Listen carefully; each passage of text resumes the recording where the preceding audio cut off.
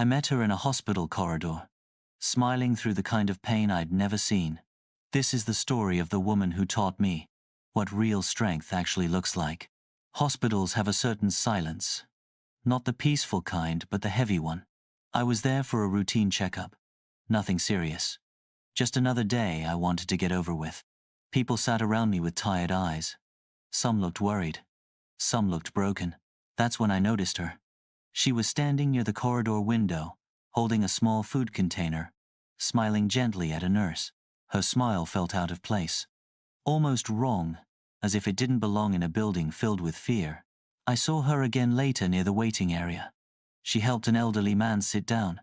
She adjusted a blanket for a child. She spoke softly, patiently. Out of curiosity, I sat nearby. After some time, I asked, "Are you waiting for someone?" She nodded. "My husband. He's been here for a while." There was no complaint in her voice. No frustration. Just calm. I said, without thinking, "You seem very strong." She smiled again. That same gentle smile. We spoke quietly while the corridor buzzed around us. She told me her day started before sunrise. She cooked, cleaned, worked part-time, then came to the hospital. Every day. Her husband's illness had no clear end. No guarantees. No timeline. "Don't you get tired?" I asked. She thought for a moment and said, "Of course I do." Then she added something that stayed with me. "But love doesn't ask if you're tired." Until that moment, I believed strength meant being tough, not crying, not breaking, holding everything together alone. I thought strong people were loud, confident, unshaken. But sitting next to her, I realized something felt different. She wasn't fighting life. She wasn't pretending everything was okay.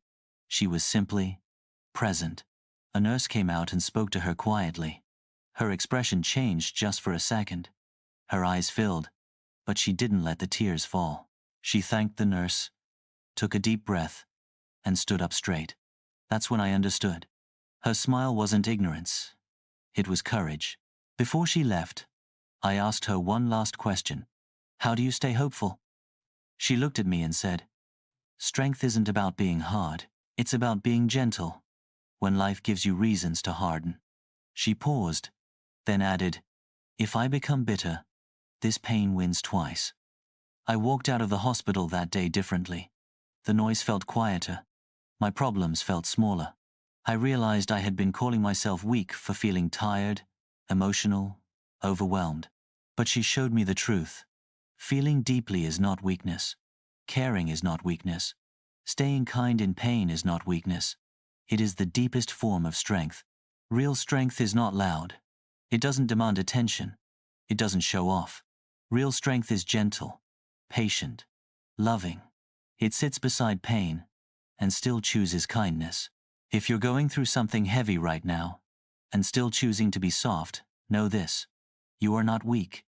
You are strong in the way that truly matters. If this story touched you, share it with someone who needs to hear this today. And for more real stories about life, love, and inner strength, subscribe to Tales Beyond Theory. Until next time, be gentle with yourself.